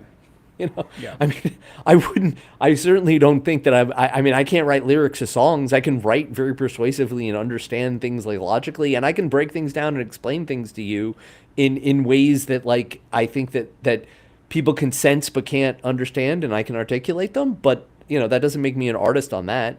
You know, Howling Mutant's an artist in comedy. Yeah, I think I can think of one political leader who was an artist, but he actually failed out of art school. Or maybe he just dropped out. I think he was rejected from art school. Rejected. Yeah. Thank you. Yeah. Hey, I have to that's feel what like we if need. you're an art school admissions committee, I have to feel like people have to make that joke to you thousands of times. Like, that has to be the most familiar joke you've ever heard. Oh, did you make Hitler today? How many Hitlers did you make today? Huh? Or like they probably have a stamp, accepted or Hitler. Like every application that comes in, they can 10 stamp one of Hitlers. those two. Come home to their wife. I made 10 Hitlers today, babe. 10 Hitlers Yeah, today, babe. Just cranking out Hitlers. That's at least 10 Holocausts. Job. And Distin Talhez in a which is an urban name. Yeah, says don't in the see chat, those too much anymore. Oh, Devin's got one of the. Devin's Elon got does the- this to the X bad to the degree that posting is an art, and I think posting is absolutely an art. Oh, I mean, totally, absolutely, and I mean, and that's actually the real tension here, right? Yeah. the real tension is that we do have this art. It exists. It's The just, tweet is a trapped. poetic form. Yeah, it's trapped. Not just in- that. on- I mean, on a look at platform. the JD Vance edits. Yeah. Yeah, dude, it's incredible, and that's, I mean, dude, think about how hard you've laughed, but I have laughed very hard at both of your guys' tweets many times, and you know, think of how powerful that art is that's trapped in the feed, right? So that really and is the our left art, can't you know? meme because No, they art can't is do it. right wing. And that's Yeah. a big part of the reason why we won, I think, because we Yeah. could meme, you know, and we look, it was all young men, right? That's why we won, basically, you know, and so I think that that's the real answer to what we're saying is that the art is there. It's just a weird form of it, and nobody's really figured out how do you get it out of there, right? Because people have tried to put it on the walls of museums and it doesn't work. Go look back and look at like some old tweet that made you laugh hysterically hard. You'll go back and look at it and you'll be like, what the hell? Like, cause it's so contextual, right? Yeah, It they're relies on time-bound. so many, I think some of them, like this nigga Some of them eating stand out. beans. Yeah. That's a Wait, which classic. one? This nigga eating beans. That's a green text. That's a No, green no, text. it's. I went in to see Cars 2. Some guy, Yeah, that's a green text. That's not green text. That's a tweet, man. No, it's not. All right, whatever. If I saw that on the museum, dig it I up. I'm gonna find the green text. I'm gonna say Find the green text. We'll dig it up. LD50 had something in London that was like a Yeah, right. a Oh, yeah. What gallery. happened to that? What happened to that? That was the yeah. closest to like getting to it, I feel like. But then they got Antifa and it disappeared. got Antifa. I It can't was believe people premature. don't do that. Here's Yeah, the it was thing. a little You too can't premature. you can't do that until you've won. That is like you can't be having public galleries with this stuff until you won. A Dime Square is close, but they're not really right wing over there, right? They're adjacent, and we're cool with them. Some of them probably.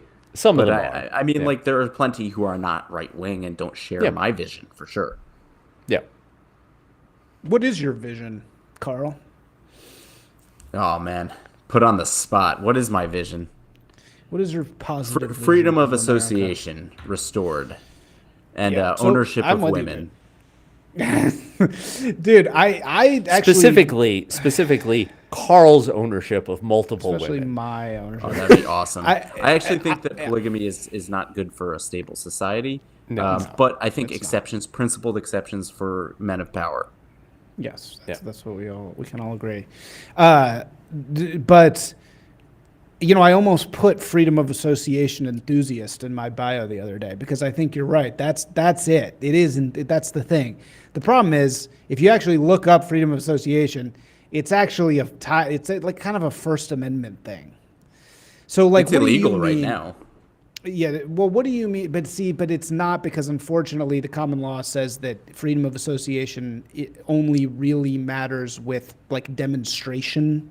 It doesn't mean like your business or your church. Civil right? rights law Unfortunately. is the regime right Yes, now. I I mean, agree. it's a major form of it, I should say. It's probably a bit reductive. Well, it's the excuse and the ability that it's the excuse that it uses to insert itself in every other organization.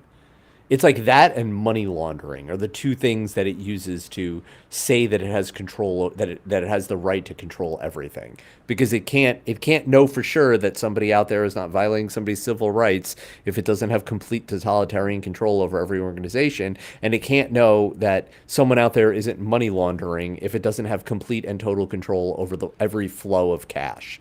Of every flow of money from one point to another. So those two things, I would say, give it the justification to stick its nose anywhere it wants. Right. But it snuck in on the association thing because, again, I was researching this the other day because I was like, damn, why? Let's just, I was thinking, what is our story? What is the story, right? Yeah. And freedom is a great story, always. Anything Yeah. freedom. That's a great story. So I was like, let's do freedom of association. And I looked it up, and unfortunately what I found is that the freedom of association, at least the interpretation of that line in the Bill of Rights, means like I can get together with my fellow temperance union ladies and we can picket. That's how that's been not even interpreted. legal anymore, though. Like Is it not? you try keeping someone out of Yeah. your temperance league. But you, 'Cause it's not I think just you about- can do it if it's the temperance league. You can't do it if it's a business, Yeah. right? Yeah, maybe. But Or I you think can do it if do it's it. a temperance league, but you can't do it if it's a right-wing cause. All I'm saying is the minute you start organizing is the minute feds show up. I mean, we've seen this Yeah. for years. Like, they make it very challenging for us to organize, which is why I have to, Sure. right, Yeah. like leave handwritten notes at the bar when a dissident comes in to meet me, and you know, I'm kidding. I ran out of steam with that one, but yeah, You're going somewhere with it, though. it's Sounds like how you know how big the dicks are. Anna. well, You held on to that one. I forgot about They that all one have until there. huge dicks. No, I met with an Anon who's a good friend, and the first time we met, we joked about how this must be what it felt like in the early days of gays meeting up. You had to you're in the closet and you have to hey man, what are you wearing? I'm in a gray suit and sitting at the end of the bar. The dissident right handkerchief code in the back Right. pocket, if you remember that one. You guys, remember yeah. those Yeah. tales, Oh, yeah. or has everybody read as extensively on the Sallow forum threads as I have? Yeah, no, That was dude, Sallow, that not movie NPC? Cruising, Al Cruising, yeah, Pacino, William that was Friedkin. it's like the yellow means piss, Yeah. the green means fisting. Yeah, no, Jesus totally. Christ. That was Sorry, my favorite I thing didn't from the interrupt. Sallow forum AIDS thread was that they found that the right, it was men Sallow. the men who did fisting on the insertive side of it were the most likely to get AIDS of all the gays. Because apparently they were just the wildest guys. Those those- wild inserters. Oh, Those yeah, inserters. if for whatever reason that was your thing, if that is really where you wanted your fist, God only knows what else you were doing or whatever. But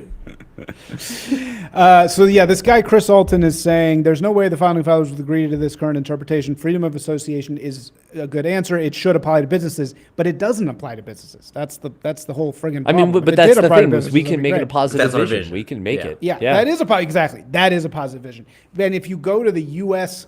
Chamber of Commerce, they have a small business bill of rights that they've been trying to get passed. And yeah, it's freedom of association. And I think that is kind of a good story. If we can make it really freedom-y, maybe that's a good story. It's we've lost our freedom. That's how you know they're not serious about the DEI bullshit too, is because it's obvious if there's this huge arbitrage opportunity for you to hire blacks and women and you're going to win because it's going to make you stronger. Some enterprising capitalist would be cleaning the floor with you, right? Obviously. Yeah. People who have the most skin in the game are going to make decisions, and if they make them wrong, they're going to fail. And so if I want to hire someone, first of all, if I want to hire them based on some intangibles that aren't fucking quantifiable, right? I like you more, and I work with you better because we both play the same first-person shooter. It can be that stupid, but it's my business, and if I fail because of it, that's not a problem. Yeah. Yeah. It's just, I don't know. Here's the thing that I think of, and this is just presenting a problem, and it's not presenting a solution. But here's the thing I think of is New York City has a bike share program, right? I don't know if you guys know about this, but like a lot of cities do have this thing now. Is you've a membership, and there are these bike racks that are located all over the city, and you can check out a bike, and you can bike to another bike rack and check the bike in at the other bike rack, and it enables you to bike from place to place without having to own a bike, right? Great, fun. Now, there's this weird thing that I read on the Reddit forum for people who work in there, and they have this mission, and they have this cult-like attitude of we're going to bring biking to New Yorkers, and we're going to save the world from climate change by biking. And I thought about it for a minute, and I was like, you know what? The only reason the company has to encourage this is because otherwise the company has no defense against the regime saying, the regime's automatic, ever-present propaganda about everything, that if a black steals a bike, then it's racist for you to take it back from him, or it's racist to clip a lock on a stolen city bike and to put it back in the system. That's racist because this person's underprivileged, he has the right to steal, et cetera, et cetera, et cetera. But instead they have this competing vision, and their competing vision is we're going to bring biking to everybody. And so you have this dueling cults because the only way you can have your company function in 21st century America is if you have a cult based around your company. And I don't honestly know what a solution to that is, other than you need a society-wide religion, and the society-wide religion needs to have ways that have that enable you to demonstrate virtue, and that gives people meaning in their lives and lets people feel good about themselves and lets people positively participate in civil society. And the only answer I can come up with is that, like, look, Christianity worked for this for hundreds of years. Like, yeah. It's Futurist Right. Friend of the pod, Futurist Right. A religion based around the celebration of the Holy Spirit's inspiration of classical music. And you know what? Yeah, I mean, yeah. That'll work. Yeah. Yeah. Well, an aesthetic based. That's kind of that's kind In other of words, that would be I us think- becoming the pagans. But I think that's But, very important, though. Like, I think, like again, I think that, you know, and I think that Christianity has been hijacked very badly by like, you know, like this thing that isn't very Christian about like there's a specific line. There's like, you know, you will always have the poor with you.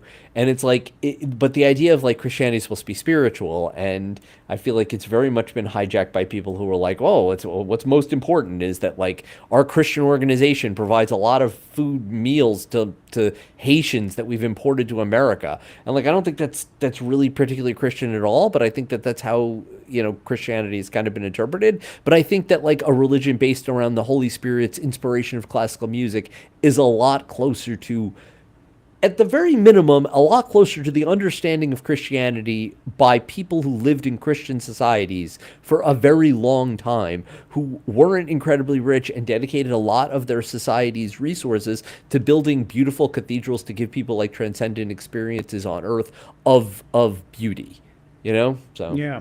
I mean, but I don't know. I mean, again, this is not me talking about. We're out like, over our skis. Yeah. Yes, exactly. No, I think transcendent art is absolutely a part of this. So let me ask you guys something. Let me ask you this: freedom of association heads, which we all are, should the whites be able to have their ethno-state? I mean, Karl, you want to say something? I got some stuff I could say about that, but Yeah, I'm just organizing my thoughts. okay, all right, I'll say it. I'll say is if you think that that's a viable or possible solution, you're not racist enough, because the expression, the Roman expression, "man is wolf to man," is restrict that, and whites are wolf to whites, and the only predator that really matters, like. And this is okay. So all right. So a friend of the, again, Billionaire Psycho, referred me recently to the Umberto Eco essay on fascism. It's a classic. Have you read it? No. Okay, it's very good. It's a definitely classic essay. And one of the points in the essay was the fascist society views war as being the all important thing of society. And I'm like, yeah, well, because obviously it is. Because if your society is not capable enough at war, your society simply gets wiped out by a society that is. So therefore, all societies have at least some pressure to be good enough at war to survive, right? Peace has defeated you. Peace has cost you your strength. Yeah, there you go. Your victory has defeated you. Victory has defeated you. Karl loves Bane posting. I have Bane posts every episode, it seems. Big Bane posts every episode. It's fantastic.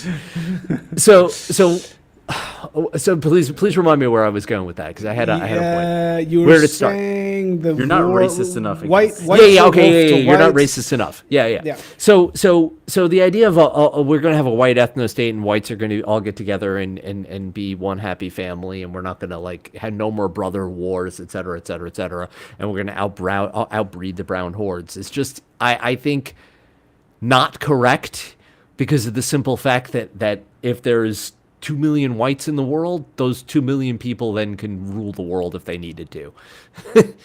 You know, so the things that matter are who are going to rule the remaining white people.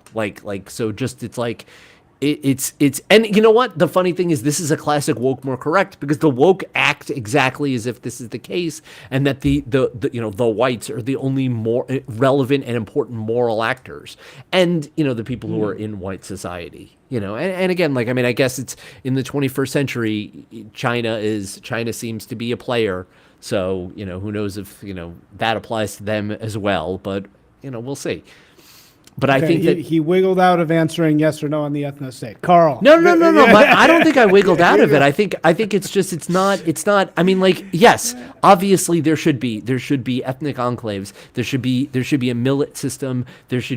Whites should be able to live with whites, because at the very minimum, what happens is at the bottom of white society, and what happens in our society that's really, really wrong, is that we've taken people who don't want to be focused, or maybe are unable to be focused on making the most amount of money to be able to buy your way into civilized society, and we've left them to the wolves, because now buying your way into civilized society doesn't just mean buying your way into civilized society. It means buying your way out of the global favela, which is 100 times worse than like you could live in poor small towns in America where no one locked their front door X number of years ago. And that's not the case anymore, because we don't have, at the very minimum, like a place where you can be white without being rich. So yes, that is important, but that is not, but I think that if you think about that as the sole goal, Goodharts, you're going to fail because of the reason that I described. Because of Goodharts, yeah. I was like, Carl, your turn. Yeah, I mean, I don't have like the most clarity of thought on this right now. Obviously, I've given it a lot of thought before, and I tend to be like temperamentally sympathetic to freedom of association, exit, microstates. Like, people shouldn't have to be around each other if they don't want to. I don't know how practical any of that is, but I do somewhat agree with Covfefe that like having that as the goal is missing the point. And I think to some degree you get ethno-states. That's like an outcome of certain successes.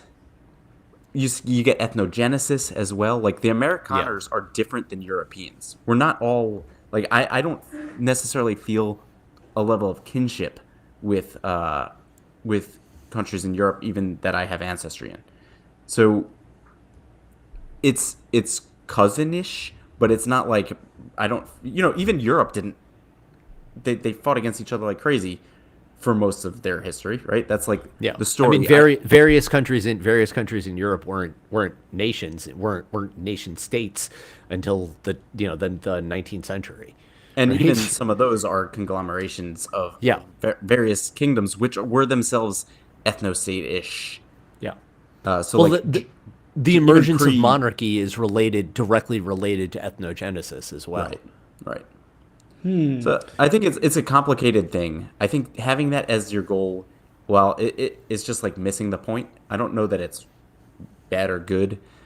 Certainly, like, I think you should be able to prohibit certain people from living in your neighborhood. For example, you start a neighborhood, and scaling that up, I mean, like, I have no moral issue with an ethno-state at all. I think it's great. Yeah.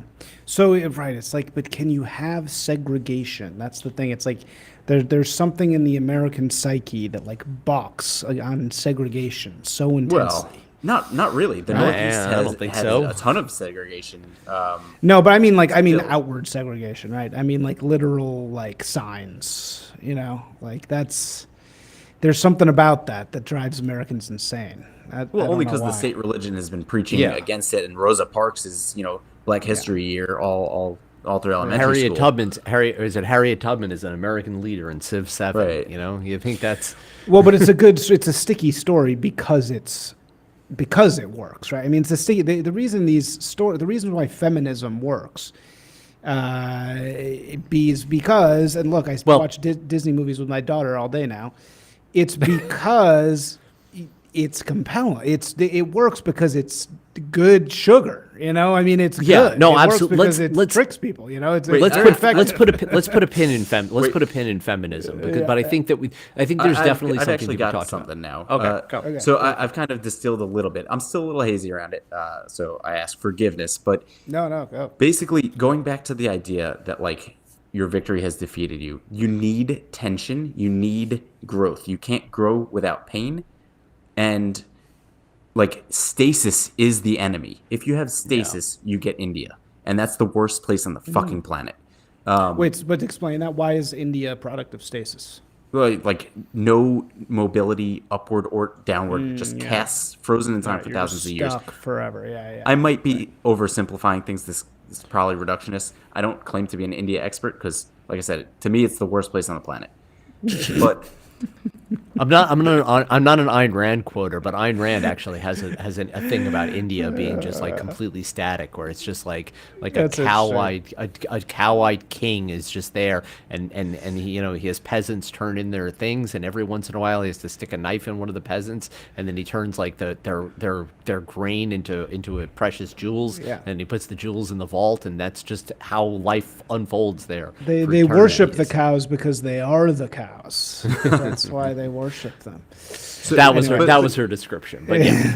Going back to it, like the idea of like assimilation actually does work, and there like it needs to be slow and it needs to be assimilation. So the point where there shouldn't be hyphenated Americans and people. I love J.D. Vance. This isn't a criticism, but like naming his son Vivek is a signal of something, right? And I think he named his son that probably before. Wait, his son is named Vivek? Yeah. I love you, JD, God. if you're listening. He wasn't named after Vivek Ramaswamy, if you're curious. I did not know that. I did not know that he had a son named Vivek. That's it's fine. No, look, I think it's fine. I have no problem with it. I mean, it's funny. It's just funny. It is definitely funny. You should be ribbed lightly over. No, I actually am not, as a fucking Michelin. I am not a anti-race mixing guy. But I think whatever. If people want that, they can have it. But I personally, it doesn't bother me. But yeah, like downward mobility is good for a society, and gentle introduction. What he means by downward? For the audience, if the audience isn't aware, like downward mobility from Gregory Clark. Was Gregory Clark? Or am I getting his first name wrong? The sun also rises. Yeah, the sun also rises. Yeah, it's so what it means is what happens is the upper classes and the upper classes and the middle classes tended to have more children for many generations, and what would happen was industriousness, high IQ, sociability, all these traits that were required for success on the higher classes ended up spreading out through all of society because those are the people that left the most descendants. And so you had a much more like a more peaceable, a better, a more cooperative society over a few generations. Just like really talented seed corn. But also at the high end, like freedom of association cuts both ways. And I think while like the DEI and the representation and all that shit is insane, like if someone wants to go nuke their bloodline in a Jewish woman, like your father, like with careful. Was it your father who nuked his bloodline, or was it the other way around? Yeah, no, I'm a very rare mom Michelin in our scene. Yeah, okay. I think every other one is a dad Michelin, but I'm not honorary. Okay. But which explains why none of them like me, and I don't like any of them. No, but yeah. So sorry, keep going. It's just like those sorts of things are natural and can play out as well, and assimilation can happen over. That's how ethnogenesis happens, right? Like, yes, you get this over time naturally. You see it in the world everywhere you look, where groups meet. There's like a liminal space between where there's mixing. That's not necessarily like a horrific notion to me. You get red wolves, right? Yeah. These things happen. Red heifers. There's this idea that so the idea that a particular people aren't just like, okay, well, we did the 23andMe, these people are defined by this, but like more broadly, like people have an idea of themselves, and you'll find somebody. People are so retardedly DNA test pilled. Yeah, like it's like those are 5 minutes old. They're probably not even accurate, and like people are like, oh. No, you're not white. It says here in this test that's existed for 3 years. Right. It's like what I like the idea, and this is classically, and this is a writer that I loved, and he stopped writing entirely. He was fantastic. He had a blog 738x738. He was very good, and nobody ever heard of him, and whatever. So and then he disappeared, and I think I'm the only one who has like the RSS feed of the blog, and he talked about like the idea that people would have like thinking of the medieval times and the medieval period, people would have this conception of themselves of like, what is the ideal Briton what is the ideal, what is the ideal, Lombard? What is the ideal person? And then if somebody wasn't necessarily like all the other people, but this was like the admirable person and like the man that they admired and the man that they saw as the highlight of their ideals, then that person could be one of them. And then, he breeds into that tribe and then he becomes part of the tribe, and then his ancestors, then his descendants become part of that tribe. And I think that's the level that you have to have assimilation on, and not the level of just like, here's 80 trillion people from all over the planet. Let's all call them Americans by indoctrinating them with a few ideas. Like, I think like the ethnic mix that you had in America before Hart Celler was plenty, that you should have shut it off at that point and then let it mix for a long time until you came up with an idea of what is an American. An American should have emerged from that. But I think we have a lot we have to undo. And no, I'd like to Chris Alton is thinking of it in Chris Alton in the replies. You're thinking black people don't want that. Why would we want that? And no, this is not the whole like the world should be like we should beige, all brown. mix until we're beige. That's not the idea. Right. But like the idea is like, what's the difference between like an Italian and an Englishman in America? Like, what is somebody who's part this and part that? Like, what is an ideal American? Like what is a principled exception? Like, yes, those need to be accounted for. They don't need to be, but I think it's good to. You're stronger if you account for them, but not the idea of we're not importing Haitians and declaring them Americans or anything like that. But again, I don't have the power to do any of these things. But I'm talking about like ideal solutions that maybe somebody will think about when right. And as a heuristic, I absolutely think we should nuke Haiti, but. I think honestly, I think we should just give the Dominican Republic. We should give the Dominican Republic free reign to do what they need to do on the other side. That's a more serious proposal. Get it done, Dominicans. That's right. Yeah. First, you took the Lower East Side. Now take Haiti. Lower East Side. Yeah. For the record, I did revive the bloodline, which is maybe my one gift to the world. I married a very waspy type of girl, and so the bloodline is back. We got two. Mazel tov. We got two very white, pale blue-eyed, waspy-looking congratulations. girls. So we're back, congrats. and they got a little. They got a quarter Ashk in there. That's a classic. I mean, look, that's a classic American elite pattern, right?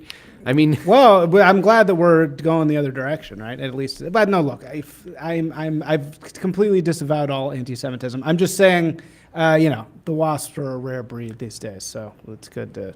I don't avow all anti-Semitism, and just like I don't disavow all anti-Semitism, just like I don't disavow all pro-Semitism, just like I don't disavow all anti-anybody, because there's good and bad things about every group, because every group is a little bit different, and there are things that are good and bad about each group.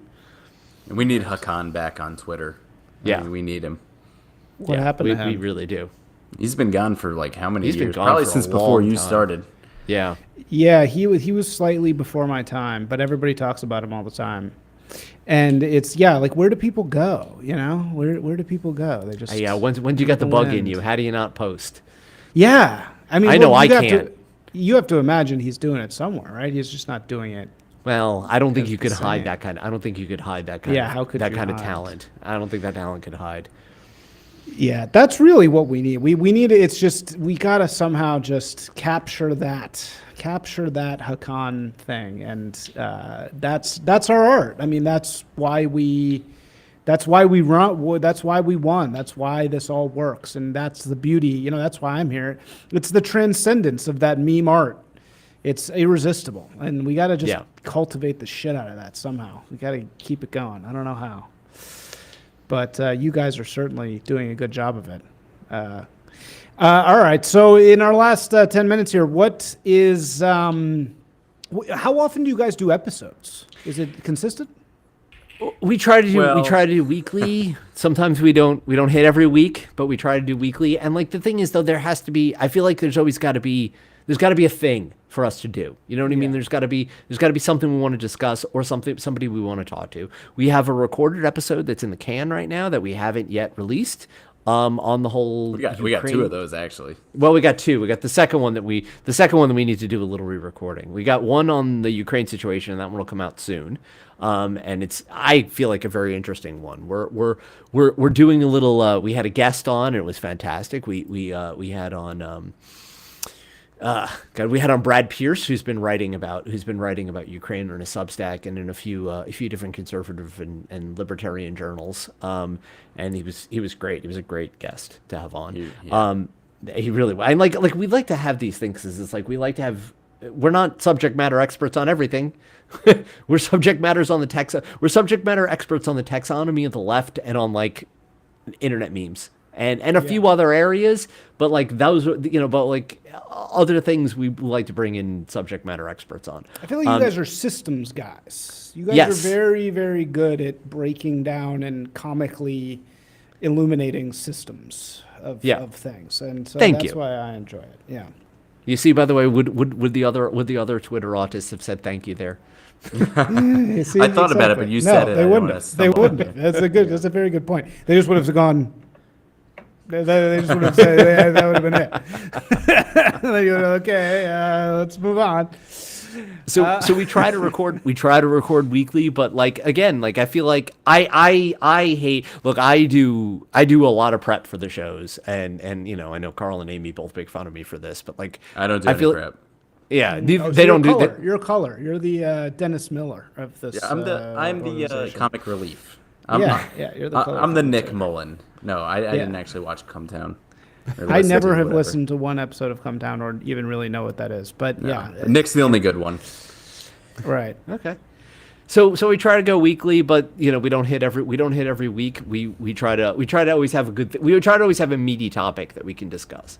So what's your Ukraine? What's the in 2 minutes? What's the Ukraine take? Karl, you wanna hit that one? 2 minutes. 2 minutes. Good. Well, no, you can be any amount of. Take your time, whatever amount of time you need. Okay. So, all right, I'll do it. So the changes within the United States state will logically cause a change within the relations between states, because the between state relations were between actors within the United States and actors within the foreign countries. So that's very logically going to change. If Trump actually takes power in the United States, all of the European leadership is very much allied with the blob, as they say. Yeah. And so they act in favor of the blob, and the blob allies with them because they can serve the ends of the blob. And so those things are going to change. And that's our take on that. There's a lot of there's like media takes because of like how the media reporting on it is and how the propaganda around it is, and like we try to reframe it. We look at a lot of that stuff because that's very much our area of expertise. And our guest Brad gives very good background on a lot of the stuff. So like I feel like it's a very very good meaty episode that will be out soon. I'm the editor. In the second half, there was a fair amount of time spent on, talking about through like Richard Hanania's tweet, and Amy just absolutely eviscerated. Yeah. What was in a way that like? Tweet? I'm sorry. He had some tweet that seemed reasonable, and Covfefe and I were like, "Oh, he had a reasonable take," and Amy kind of broke it down and made us realize that like that's his function is to do that every once in a while. And and then the funny thing is, I'll tell you the tweet. I have a thing. I watched the entire press conference with Zelensky. There was 40 minutes of discussion up to the argument. Most people saw at most the last 10 minutes. The whole video I only gives saw proper just context. the thing. Yeah. And then at the end of the tweet, he goes on. Oh, this is him talking. This is Hanania. Yeah, this is the Hanania tweet. Yeah. And then at the end, and then he says Zelensky was, like the Zelensky-Trump dynamic was calm and stable. It was when Vance spoke that Zelensky started to interrogate him. And then at the end, I've been a fan of Zelensky up to this point, but this showed so much incompetence, if not emotional instability, that I don't see how he recovers from this. The relationship with the administration is broken. Ukraine should probably go with new leadership at this point. And, the correct thing that, and it's funny because I've pointed this out in other contexts with other people who've done this same trick, is, well, you put this whole long tweet out as a limited hangout. because you preserve your credibility with this long thing. And then at the end, you stick this thing where it's like, won't you please compromise with me and say Zelensky was perfectly reasonable until that point? Just to like, that's the real poison pill that slips in there. And this is my framing of it, but Amy was just dogged in noticing this and pointing it out and like talking about the dynamic. And like, basically the idea is that like the Richard Hanania is like the David Froome of the next generation. Because that generation had burned all their credibility through stunts like that too many times. So he's still in credibility preservation mode. It's also a little bit similar to the... They really are. Wait, what did you say, Karl? Just her instincts are impeccable. And sometimes, where I don't consider myself particularly on the autist side of poster, but sometimes I take things a little bit too, flippantly. Maybe not flippantly, but yeah, I know he's an asshole, but what he said was reasonable, so it's reasonable. And, the context of who he is actually matters tremendously. And I know he's trolling half the time too, which doesn't make it any better because we know who he really is. Yeah. It is that's a great call though on this dialectical trick. Oren red-pilled me on that. He has a great episode with Prudentialist about this. It's the dialectical, right? Or whatever you say, the dialectic. It's, it's a perfect example is this new good trannies and bad trannies thing. Yeah. Which I actually challenged Steve Saylor on because he's big on good trannies and bad trannies. It's like, okay, the autogynephiles, they're the bad ones, but the young girl boys, what do you call them? Whatever the hell, those ones are fine. Those are okay. Let's keep those ones. And it's like, oh, all right. Great. Now we're in the position where we're. I mean, do you want to open that can of worms because we're on the last minute? I think there's some interesting stuff to be said. Open it up. It's fine. We can keep going a little over. All right, good. I think the interesting thing is that those two groups have different failure modes, and like the failure modes or not failure modes, but they cause different problems. And I think the problems caused by the autogynephiles are very different than the problems caused by the other group. And the problems caused by the other group are very, like the homosexual transsexuals. They cause different social problems that are not as much considered not as serious by a lot of people because they're not as easy to see. So that's all. I can see where Steve would come from that, especially someone who's like a little bit older. Yeah. I think the point I'm making though is that it's like. Yeah, I think Amy has a really good point, or seeing that from Hanani is really good. It's like it gets you to say, yeah, he's reasonable, and then once those words come out of your mouth. You can't put them back in, right? And I think it's not just the words. It's like in your brain, you're putting him in a different bucket where, he's honest sometimes. You're forgetting that, you're completely forgetting his entire context. It's like he's a scumbag, lying piece of shit. Yeah, right, exactly. And as Amy reminds me that, actually, she reminds me that me saying and linking to him is actually powerful because that kind of... this is not something that's not something that I'm really conscious of, of me as a figure that she is, like me linking to him is an endorsement by this guy who has credibility in our thing. And, never run, as L. Ron Hubbard said, never run the opponent's campaign on your own lines. Yeah, you want to keep it off your lines, and Trump is an absolute master at that. That's what he's so good at. He never even considers the insult. He just changes the subject. Yeah, he's the ultimate master of the frame. He really is the ultimate master of the frame. And you see him do that in that one. We should get him on the pod. Yeah, he's right. Yeah, we should ask him. Try to hate Trump. I thought he might have done Redscape. Did you see the thing where they tried? Right. He was at Pub Key. He was at Pub Key in New York City around, which I assume was set up by Barron's contacts in the crypto world, and Anna and Dasha were there, and I was like, I wonder if he's gonna, and they were like, come on the pod, and I was like, I wonder if he'll do it, but he didn't do it before the election, so it was not quite. A little too esoteric, slightly too esoteric. A little too esoteric. Yeah, just barely. All right, guys. Well, dude, thank you so much. This was really great. Love the show. Keep it coming. And it's theframepod.blog. for your readers, and it's linked in my bio, and it's linked in Karl's bio as well. Word of advice on that .blog. Yeah. They screw you at the end of the year. So that whole .blog is a racket. It's a scam. They did it to me. They give it to you cheap up front, but then since it's not limited like .coms are, they'll inflate it by like 100 times, and they'll try and get it on your card. They'll try and get it on your like auto renew. So they tried this on me. It was like $300 to buy the carousel.blog, and then suddenly they tried to charge me $3,500 on my credit card. Oh my randomly God. For the next year, because they can set the price at whatever they want. Right. The guy who runs it, super like gross tech guy. It's a complete fucking scam. Those .blogs. So just make sure you don't have your auto pay on that URL. That's my advice. I think I bought it. I bought 3 years of it already. So really? Transition. Yeah. So it hasn't gone up?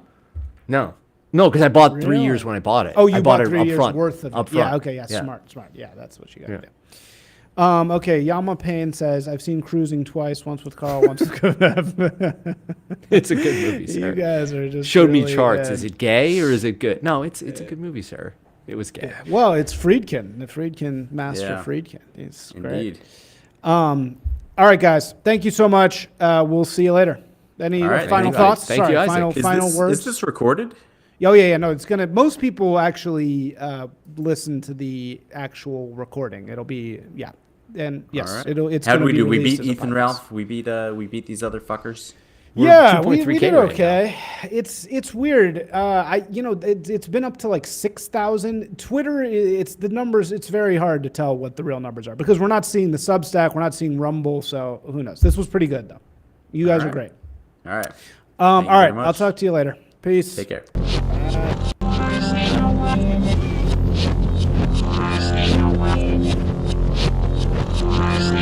Thank you.